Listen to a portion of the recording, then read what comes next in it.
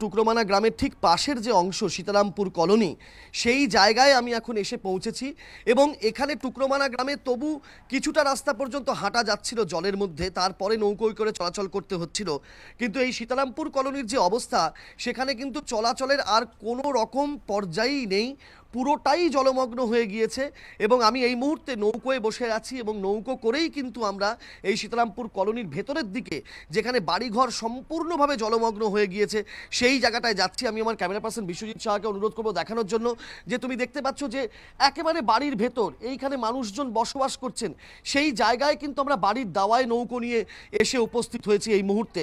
তুমি দেখতে পাচ্ছ প্রত্যেকটা বাড়ির একেবারে বাড়ির ঘর পর্যন্ত জল ঢুকে গিয়েছে এবং বাসন কোসন জিনিসপত্র তারা উঁচু জায়গাগুলোতে রেখেছেন। আর যদি বৃষ্টি হয় এবং দুর্গাপুর ব্যারেজ থেকে যদি আবার জল ছাড়া হয়, তাহলে কিন্তু এই গোটা জায়গাটা আরও জলস্তর বেড়ে যাবে এবং কার্যত ভেসে যাবে, এরকমটাই কিন্তু মানুষজন আশঙ্কা করছেন। এখনো পর্যন্ত ত্রাণের বা সাহায্যের সেরকম কোনো রিলিফ এসে এখনো পর্যন্ত পৌঁছয়নি। আমরা আরও গ্রামের ভেতরের দিকে যাব। আমার পেছনে বিপুল সমাদ্দার, যিনি নৌকো বাইছেন। আমি বিপুল, আপনার কাছে জানতে চাইবো যে এই গোটা এলাকাটায় কোন কোন এলাকাগুলো একেবারে পুরো এরকম জলের মধ্যে ডুবে গেছে? এরকম জলের মধ্যে ডুবে গেছে আমাদের এই মানা অঞ্চলটা যেটা আছে, সীতারামপুর কলোনি, পল্লীশ্রী 2, আবার পল্লীশ্রী 1 আছে, মাঝে মানা কলোনি, তারপর টুকরোমানা আছে, তারপরে বড় মানা আছে, এরপরে আপনার ইসলামপুর আছে, চকবাজার আছে। আমরা আমরা এখন কোন দিকটায় যাচ্ছি? যে দিকটায় যে তুমি নৌকো নিয়ে যেখানটায় যাচ্ছি আমরা ভেতরের দিকে, এই জায়গাগুলো তো একেবারে দেখছি পুরো জলে থই থই করছে। এখানে মানুষজন বাস করেন? হ্যাঁ, এই তো প্রত্যেকটা বাড়িতে এখন এক মানুষ করে জল ভিতরে। এতে এখান থেকে কালকে রাত থেকে আমরা এখান থেকে সব লোক উপরে তোলবার জন্য চেষ্টা করছি। আমাদের ক্লাব সুকান্ত স্মৃতিসংঘ ক্লাব আছে, ওখান থেকে সব ছেলেপেলে এসেছিলো, সবাই এখান থেকে তুলে নিয়ে গেছে। এনাদেরকে গরু বাছুর সবাই এখন জলের তলে ছিল, এই সকালবেলা পর্যন্ত সবাইকেই তোলা হয়েছে। আর এই সব ঘরগুলো যেগুলো দেখতে পাচ্ছেন আপনারা, এইগুলো সবই এখন মোটামুটি ঘরের ভিতরে এক মানুষ করে জল আছে।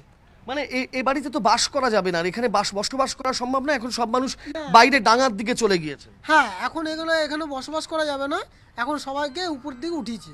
আমরা যে দিকটায় এখন যাচ্ছি ভেতরের দিকে, গ্রামের দিকে, সেখানে কি নদীর জলটা, মানে যেটা দামোদরের জলটা, কি এই দিক থেকেই এসে ঢুকেছে ভেতরে এবং প্লাবিত করেছে? হ্যাঁ, এদিক থেকে, মানে যখনই দামোদরের গেটটা প্রথমে ছাড়ে তখনই এদিক থেকেই আসে জলটা। এদিক থেকেই প্রথমে এখান থেকেই শুরু হতে হয় ঢোকাটা।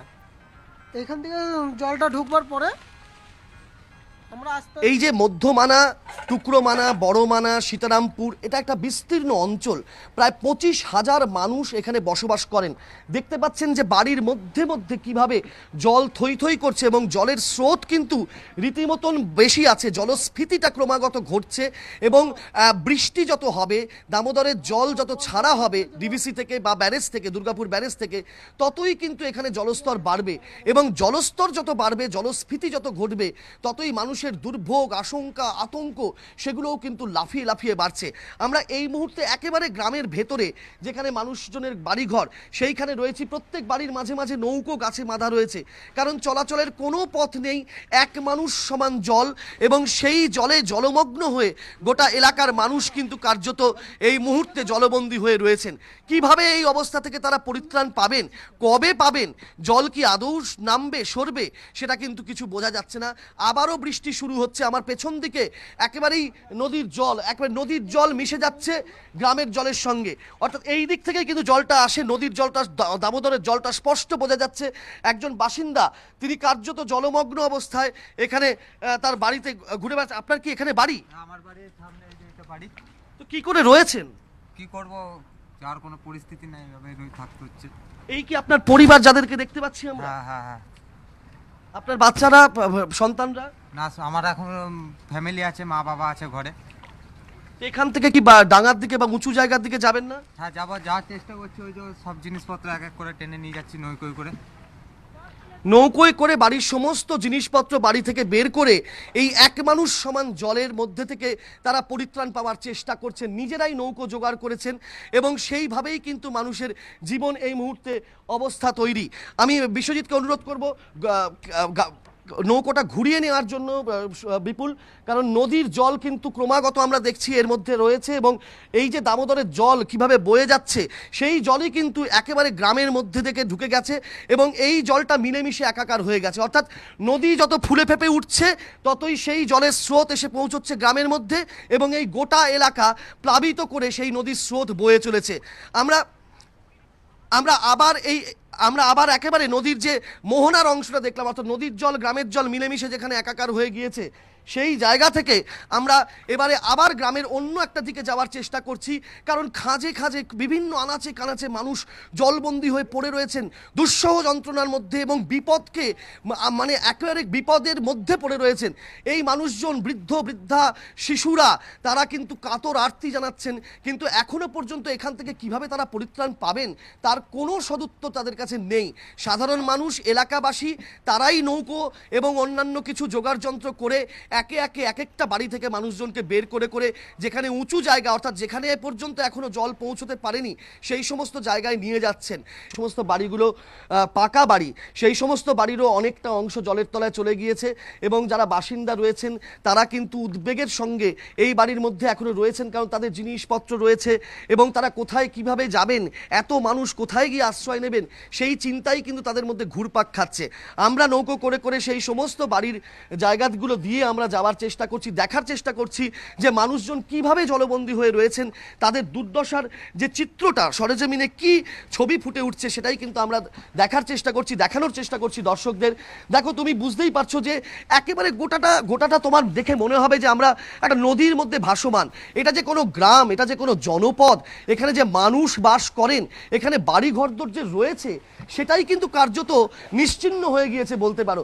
দেখো, তুমি বাড়ির গোড়ায় নৌকো বাঁধা রয়েছে, কারণ এই নৌকোই একমাত্র সম্বল। মনে হচ্ছে তারা যেন নদীর মধ্যে বসবাস করছেন, এমন একটা পরিস্থিতি তৈরি হয়েছে।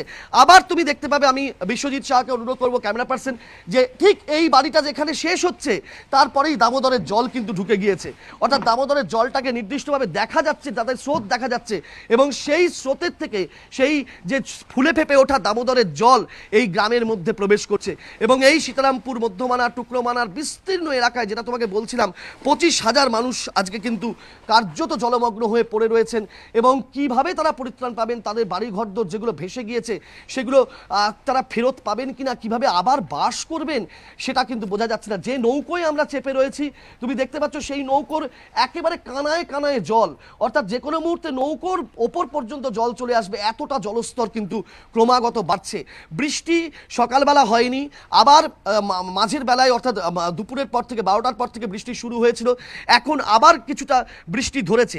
বৃষ্টি ধরলে কিছুটা স্বস্তির চিহ্ন মানুষের মধ্যে ফুটে উঠছে, কারণ বৃষ্টির জলে আরও জলস্ফীতি ঘটবে দামোদরে, এবং সেই জল ফুলে ফেপে উঠে এই গ্রামের মানুষকেই বিপন্ন করবে। সেই কারণে বৃষ্টি যদি থেমে যায় তাহলে তবু কিছুটা আশঙ্কা আছে আগামী 48 ঘন্টায় তাদের জল, অর্থাৎ এই এলাকার জল কিছুটা নামতে পারে, এবং যদি জল নামে তাহলে একটা কোথাও গিয়ে স্বাভাবিক জীবনের ছন্দ ফিরে আসতে পারে। কিভাবে ভাত খাচ্ছেন তুমি দেখতে পাবে, যে একেবারে বাড়ির যে উঁচু অংশ, যেখানে নির্মীয়মান বাড়ির কার্নিশ জানলার, সেইখানে রেখে এই পরিবার ভাত খাচ্ছেন, এই রকম অবস্থা তাদের, কারণ বাড়ির নিচ পর্যন্ত জল চলে এসছে। এই পরিস্থিতির মধ্যে হাজার হাজার মানুষ তাদের সংসার নিয়ে, পরিবার নিয়ে বেঁচে রয়েছেন, এবং বেঁচে থাকার যে যুদ্ধ সেটা চালিয়ে যাচ্ছেন। মানুষ কিন্তু এইভাবেই বিপন্নতার মধ্যে দিয়ে বেঁচে রয়েছেন, এবং বেঁচে থাকার যে চেষ্টা, সেই তাগিদ, সেই লড়াইটা চালিয়ে যাচ্ছেন। আমি তোমাকে দেখাচ্ছিলাম যে বাড়ির নির্মীয়মান বাড়ির কার্নিশে রেখে এই গোটা পরিবার তারা মধ্যাহ্নভোজ সারছেন, অর্থাৎ ভাত খাচ্ছেন এই দুপুরবেলা, কারণ তাদেরকে বেঁচে থাকতে হবে, লড়াই করতে হবে, এই অবস্থা থেকে পরিত্রাণ পেতে হবে কোনোভাবে। আমি বিপুল তোমাকে অনুরোধ করব আমার মাইক্রোফোনটা যদি ওনাদের কাছে পৌঁছে দাও, যে আপনারা কিভাবে রয়েছেন, কি অবস্থা এখন মনে হচ্ছে? আমাদের এখন অবস্থা মনে হচ্ছে যে এখানে যা জলের পরিস্থিতি বা মেঘের পরিস্থিতি, এখানে আমাদের থাকার ছেলেমেয়ে বসবাস করাই সম্ভব নয়, এবং খাবার তো কাজকর্মের কোনো পরিস্থিতি নেই, বাড়িঘর ছেড়ে কোথায় থাকবো, কোথায় করবো, কোনো ঠিক ঠিকানা নেই। একটা বড় বাঁধ দরকার বা কোথাও গিয়ে এই জলটাকে রোখা দরকার। কারণ প্রত্যেক বছর যখনই ভারী বর্ষণ হয়, যখনই নদীতে জলস্ফীতি ঘটে, যখনই দামোদরের জল ছাড়া হয় ব্যারেজ থেকে, তখনই কিন্তু এই মানুষজনরা, হাজার হাজার মানুষ আবার সেই উদ্ভ্রান্তের মতন, দিশেহারার মতন দুর্ভোগের শিকার হন। এই জলবন্দী অবস্থায় তাদের দিনের পর দিন কাটে। এ থেকে একটা পরিত্রাণ পাওয়ার যেটা স্থায়ী সমাধান, সেটাই কিন্তু তারা চাইছেন। কারণ বছরের পর বছর, দিনের পর দিন এই যে জলমগ্ন হয়ে থাকা, জলবন্দী হয়ে থাকা, সেই দুর্ভোগের হাত থেকে তারা কোথাও গিয়ে একটা পরিত্রাণ চান। কিন্তু সেই পরিত্রাণ কিভাবে পাবেন, সেই প্রশ্নটার কিন্তু এখনো পর্যন্ত তারা কোনো উত্তর পাননি। কোথাও গিয়ে যদি বাঁধ দেওয়া সম্ভব হয়, কোথাও গিয়ে এই জলস্ফীতিকে রোখা সম্ভব হয়, বা এই জায়গা যেটা লো ল্যান্ড রয়েছে সেটাকে যদি উঁচু করা যায়, সেই জায়গাগুলোই তারা বলছেন যে প্রশাসন যদি সেইভাবে কোনো উদ্যোগ নেয়, তাহলে এই অবস্থা যে এখানে একেবারেই নিম্নবিত্ত মানুষের বাস, যাদের কয়েকটা পাকা বাড়ি রয়েছে, উঁচু বাড়ি রয়েছে, সেই বাড়িগুলোতে এই দরমার বাড়ি যাদের বা অ্যাসবেস্টাসের বাড়ি যাদের, তারা গিয়ে গিয়ে আশ্রয় নিচ্ছেন। কিন্তু কতজন মানুষ সেইভাবে উঁচু বাড়িতে আশ্রয় পাবেন বা নিতে পারবেন বা তাদের সংকুলন হবে, সেটা কিন্তু একটা বড় প্রশ্ন। কোথাও ক্লাব ঘরে, কোথাও মন্দিরে, কোথাও উঁচু জায়গায় সেইখানে ত্রাণ শিবির করে রাখার চেষ্টা চলছে, কিন্তু সেভাবেই বা কতদিন চলবে? যে বাড়িঘরদরগুলো যাদের রয়েছে নিম্নবিত্ত মানুষজনের, তাদের এই বাড়িও যদি ভেসে যায়, তাদের জিনিসপত্র যদি নষ্ট হয়ে যায়, তাহলে তারা কিভাবে আবার স্বাভাবিক জীবনে ফিরবেন, সেই প্রশ্নগুলোই কিন্তু তাদেরকে তাড়িয়ে নিয়ে বেড়াচ্ছে এবং একটা আতঙ্ক ভর করে রয়েছে গোটা এলাকায়। আবার যদি বৃষ্টি হয়, আবার যদি জল ছাড়ে ব্যারেজ থেকে, তাহলে কি হবে? কোথায় যাবেন মানুষজন? এই প্রশ্নগুলোই কিন্তু এখন ঘুরে ফিরে বেড়াচ্ছে গোটা এলাকায়।